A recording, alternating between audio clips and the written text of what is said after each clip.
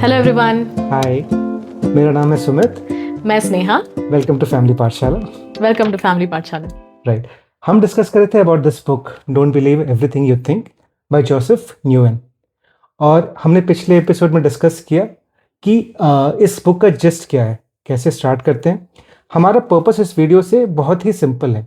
हम इस बुक को डिस्कस करेंगे, हमारा इंटरप्रिटेशन, हमारा लर्निंग। हमने स्टार्ट किया है। इसमें टोटल कितने चैप्टर्स हैं? इसमें टोटल अराउंड 17 चैप्टर्स हैं। और तो हमने जैसे अभी लिया 5 to 6 चैप्टर्स को हमने अभी स्टार्ट किया है। एक्सप्लेन करेंगे, ब्रेक डाउन करेंगे। ब्रेक डाउन का पर्पस ये है कि इसमें बहुत सारी चीज़ें हैं, बहुत सारे एक्सपेरिमेंट्स हैं, बहुत सारे अंडरस्टैंडिंग्स हैं। हमारे पर्सपेक्टिव में हमने क्या अंडरस्टैंड किया वो हम शेयर करेंगे। तो हम लोग शुरू करें चैप्टर 1 से। Okay, starting from the first chapter. I will take this one. तो the first chapter is the journey to find the root cause of suffering. यहाँ पे ऑथर ने क्या किया है, अपनी जर्नी शेयर की है। पहले वो चैप्टर में जब उनके खुद के सफरिंग्स या खुद के जो प्रॉब्लम्स रहे होंगे और उसको उन्होंने कैसे टैकल किया है उस बारे में है। एक बहुत अच्छा कोट था यहाँ पे कि Buddhist have a saying that there are two arrows which always travel towards us for any of the pain caused. One is the psychological one and one is the physical one and one is the emotional right. arrow. तो basically जब हमारे तरफ physical arrow आता है, जो हमारी कोई भी नेगेटिव पेन है उसके 2 एरोज बेसिकली होते हैं। और जब हमारे पास जो फिजिकल एरो होता है वो पेन तो देगा उस वक्त के लिए, पर इन जो इमोशनल एरो है वो बहुत ज्यादा ही पेनफुल होता है और वो कंटिन्यू करता है। वो जो सेकंड एरो है इमोशनल वाला, वो कंप्लीटली ऑप्शन है। तो पहले चैप्टर में उन्होंने इस बारे में बताया है। right. एक बहुत अच्छा एनालॉजी था। हम सब ने न्यूटन थर्ड लॉ पढ़ा था, every action is equal and opposite reaction. ये फिजिक्स है, बट हमारे टर्म्स में as a human, as a nature, every action is there, the reaction is optional. Reaction is optional. ये बहुत अच्छा इंटरप्रिटेशन भैया आपका इस बारे में। ये बड़ा ही अच्छा लगा मुझे कि we have an option to react. हम कैसे रिएक्ट करते, किसी भी सिचुएशन में कैसे परसीव करते, ये बुक हमें थोड़ा सा एक्सप्लेन करेगा, थोड़ा सजेस्ट करेगा, थोड़ा सा रूट कॉज पे जाएगा। That was very good about. हाँ, एग्जैक्टली। जो पहला चैप्टर था it was just about the author's journey to find the root cause of all suffering, because उनको नहीं मिल रहा था इसका आंसर। इस एरो वाले एग्जाम्पल से भी उनको ये तो समझ में आया कि ये एक सफरिंग को डील करने का तरीका है, बट कैसे हम नहीं सफ़र करें उस चीज़ को, हम कैसे उसको ऑप्शनल बना सकते हैं। बहुत बुक्स पढ़ी, हंड्रेड्स ऑफ बुक्स पढ़ी उन्होंने। मतलब बहुत ज़्यादा रिसर्च किया इस चीज़ पे, मेडिटेट किया, बहुत 4 बजे उठे और पता नहीं क्या क्या। पर उन्होंने सब चीज़ करने के बाद भी उनको एक मेंटर फाइनली जो मिले थे, उनके जो फर्स्ट मेंटर थे, उन्होंने उनको बताया कि ये जो है it's all related to mind and body है और human experience is related to it. तो the first chapter was about the whole thing is about this. Okay, the second chapter is the root cause of all suffering. कि we live in a world of perception, not reality. Perception of perception, वो बहुत अच्छा line था जो कि यहाँ पे justify करता है। हम इस लाइफ में जी रहे हैं कि सामने वाला हमारे बारे में क्या सोच रहा है या सामने वाला इस सिचुएशन के बारे में क्या सोच रहा है, वो क्या सोच रहा है हमें नहीं पता है, बट हम उस परसेप्शन में जी रहे हैं। That was the best part. एक और चीज थी कि जैसे कि आप एक ही एक्सपीरियंस है आपका, मतलब बहुत सारे लोग, हम 2 लोग जॉब कर रहे हैं मान लीजिए, और दोनों के जॉब प्रोफाइल्स एक हैं, हम एक ही तरह का जॉब कर रहे हैं, पर मे बी वही जॉब आपके लिए बहुत ज़्यादा इंजॉयबल है, आप बहुत इंजॉय कर रहे हो, बहुत ही इंस्पिरेशनल है आपके लिए, बट वही जॉब मेरे लिए हो सकता है बहुत ही ज़्यादा मतलब मुझे इमोशनली ड्रेन करने वाला, या मेरे लिए अलग एक्सपीरियंस है इस जॉब को लेके। तो ये है perception of reality of one particular reality. Reality is it's a job कि ठीक है, उस जॉब को आप कैसे परसीव कर रहे हैं, हम कैसे परसीव कर रहे हैं। बेसिकली अब यहाँ पे एक और एग्जाम्पल मनी वाला, जहाँ पे कि मनी के बारे में अगर आप 100 लोगों से जाके पूछेंगे तो आपको 100 डिफरेंट आंसर मिलेंगे। तुम्हारे लिए मनी क्या मैटर है, मतलब what is money for you? Money मेरे लिए बैलेंस ऑफ लाइफ, कि आप कैसे जी सकते हैं, वो है। आपके लिए क्या है? मेरे लिए मनी इज इंडिपेंडेंस। सीरियसली, बहुत ज्यादा पैसे मुझे नहीं चाहिए, बट मुझे इतना चाहिए कि जिससे मेरी फैमिली बहुत खुश रहे।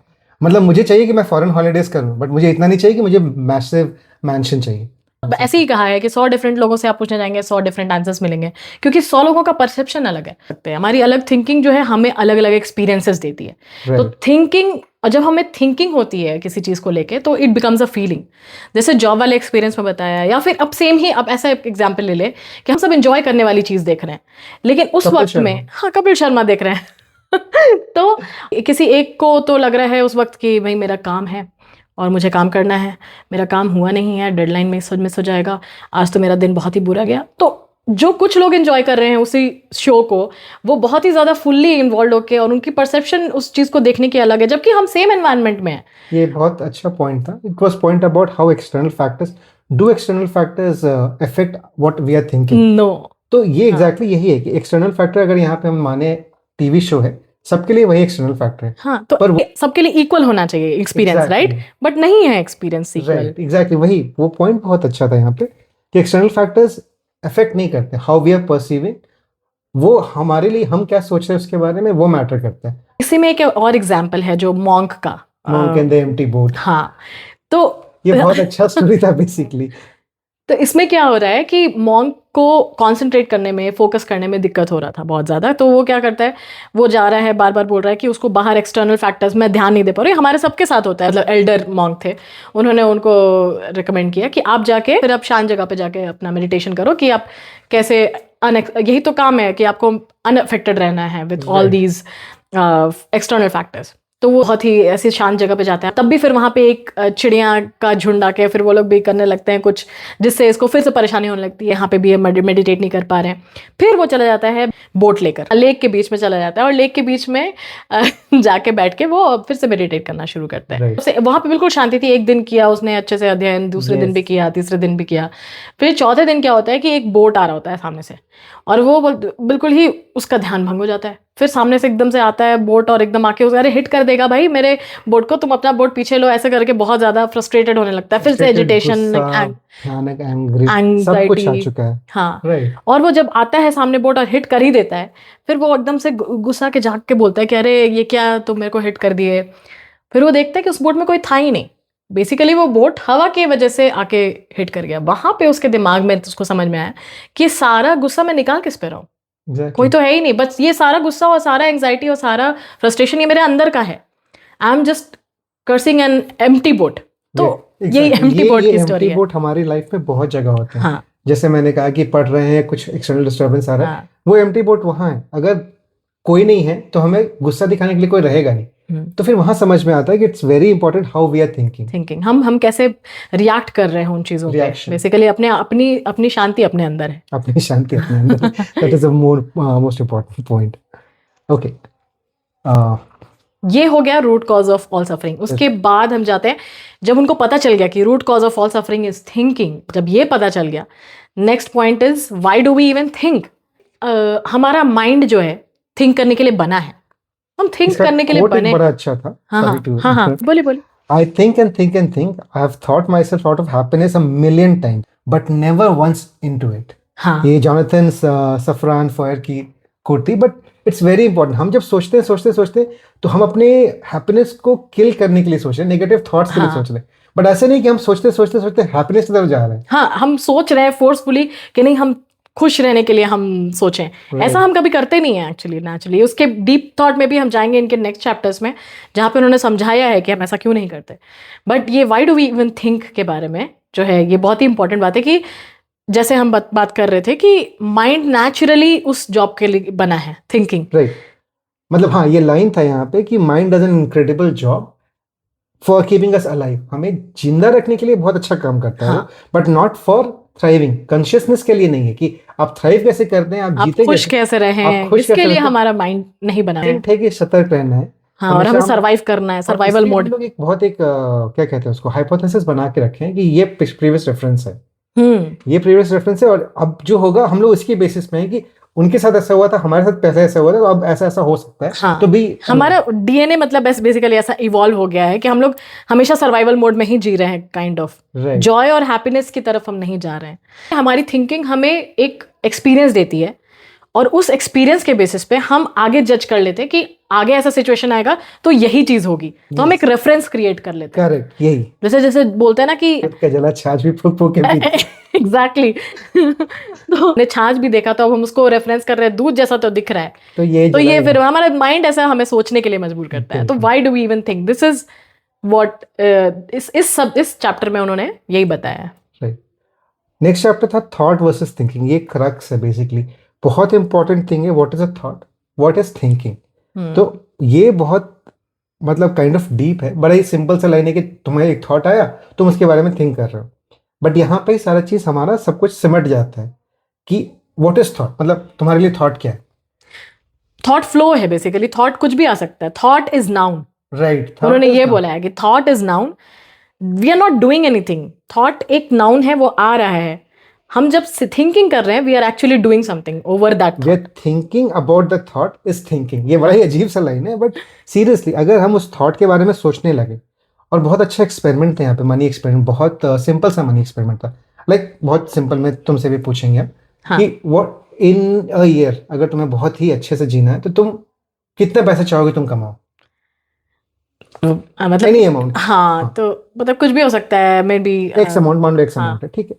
अब वही x amount, it's a good thing, right. अब यहाँ पे पॉज करते हैं। नेक्स्ट क्वेश्चन ये था कि सेम अमाउंट को इंटू 5 कर दो। Now what do you feel about that amount, इस अमाउंट के बारे में तुम क्या सोचती हो। और ये जो क्रक्स है ना, ये जो है कि इसके बारे में सोचो। मैंने जब पढ़ रहा था मैं ये सोच रहा था, फर्स्ट थॉट मुझे बहुत अच्छा आया कि हाँ भाई इतने पैसे मिलेंगे तो ये हो जाएगा, एक नेचुरल सा खुशी आया था। बट सेकंड में मुझे लगा था कि ऑथर तो गेस नहीं कर सकता मुझे अच्छा लगा या खराब लगा, but it was exactly on point कि 5 टाइम्स कमाना है, मतलब मेरी औकात सोचने नहीं लग गए, हम तो नहीं दिमाग कर सोचने सकते। लग गए। हम लोग बाकी लोग तो सोचेंगे भाई 5 टाइम्स कमाना है, चलो बहुत अच्छा है, बट हम सोच रहे हैं कि हमसे कैसे होगा, ये तो बहुत मुश्किल है, ये तो हाँ। हमारे फैमिली में भी नहीं होता। बट ये एक नेचुरल चीज है जो कि बाकी सबके दिमाग में आए। मैं दर्शकों के से भी पूछ सकते हैं कि आपके दिमाग में क्या आता है, आप हमें शेयर करके बताइए अपने हमारे कमेंट्स सेक्शन में कि कैसा आपको एक्सपीरियंस होता है। तो ये है थॉट वर्सेस थिंकिंग। चैप्टर 5 था if we can only feel what we are thinking, don't we need to think positively to feel that way. Basically हम लोग फोर्सफुली पॉजिटिव ही नहीं सोचे हमेशा, अगर हम लोग को सोचना है कि जो हम लोग सोचते हैं वही मतलब फील करते हैं, हाँ, तो why shouldn't we always think positive. तो बेसिकली यहाँ पे एक बहुत बड़ी बात इन्होंने बताई है कि थिंकिंग जब भी मोड में हम जाते हैं वो बहुत ही हमें नेगेटिविटी की तरफ ले जाती है। तो बेस्ट स्टेट आप किसी भी चीज़ का जानना चाहते हैं, बेस्ट नेचुरल स्टेट किसी चीज़ का, that will be in its infancy. तो हमारा जो नेचुरल स्टेट है वो क्या था हमारे इन्फेंसी में, हम जब बच्चे थे खुश रहते थे, कुछ परवाह नहीं, कुछ भी सोचते नहीं, मतलब सोचते ही नहीं थे, बेसिकली सोचते ही तो नहीं थे उस वक्त। कहा भी जाते थे ये लड़का सोचता नहीं है, कुछ कर देता। तो छोटे बच्चे वो कुछ भी नहीं सोचते, जब बेबीज जो बॉर्न होते हैं वो तो बिल्कुल ही नहीं सोचते, राइट। राइट, तो उस वक्त नेचुरल स्टेट हमारा क्या होता है, हैप्पीनेस का, लव का, जॉय का। हम उस सिंपली बस ये जानते हैं कि हमारा नेचुरल स्टेट ऑफ बीइंग है, तो उसके लिए हमें सोचना नहीं पड़ता है। सोच हमें ले जाती है उस तरफ जहां पे हम दिमाग लगाकर ये सोचते हैं, जब हम अपने सराउंडिंग से अफेक्ट होने लगते हैं, हम अपने सराउंडिंग्स को समझने लगते हैं और उसको इमेजिन करके। उसमें एक बहुत अच्छी लाइन है यहाँ पे, एक what kind of thoughts were going in because before it is affected and conditioned by its environment। ये टर्म था मुझे जो याद करना था। हाँ, affected and conditioned, क्योंकि हम conditioned हो चुके हैं, हमने बहुत दुनिया मतलब इस तरह से देखी और फिर समझ रहे हैं दुनिया को, मतलब काफ़ी कुछ देख रहे हैं, इमोशंस फील कर रहे हैं, हर्ट हो रहे हैं। ये सारी चीज़ हमारे बाद में आने लगती है। Hurt in the sense not physically, बच्चे में तो वो भी हर्ट हो जाते हैं कभी कभी, लेकिन ये हमारी इमोशनल वाली जो बात है, राइट, वो हम लोग। तो इस चैप्टर में है, इट्स ऑल अबाउट कि थिंकिंग क्या है, मतलब पॉजिटिव सोचना जरूरी नहीं है क्योंकि इट्स नेचुरल स्टेट। तो जहां हम सोचने लग जाते हैं वहां पे आ जाता है हमारा negative thoughts, negative emotions, negativity कह सकते हैं एक तरह से, but that is the thing. We should end this on a positive note. जो 6th चैप्टर है उसके बारे में 3 प्रिंसिपल्स, बहुत ही इंपॉर्टेंट चैप्टर था। Will discuss about it later, क्योंकि बहुत डेप्थ में है। हाँ, but that says about the 3 principles जो human, how the human experience is created, मतलब वो जो 3 प्रिंसिपल्स इसके बेसिस पे सारा ह्यूमन एक्सपीरियंस क्रिएट होता है। That says about universal mind, universal consciousness and universal thought. Will discuss in detail about it in the next. बहुत ही ज्यादा डेप्थ वाला थॉट है वो, तो इसको हम लोग और अच्छे से डिस्कस करना चाहते हैं, so we will take that up in the next episode. Yeah so that was it for today. How did you feel it? आपको कुछ इनपुट है, कुछ भी हो, but yeah we will end this over here. Thank you all.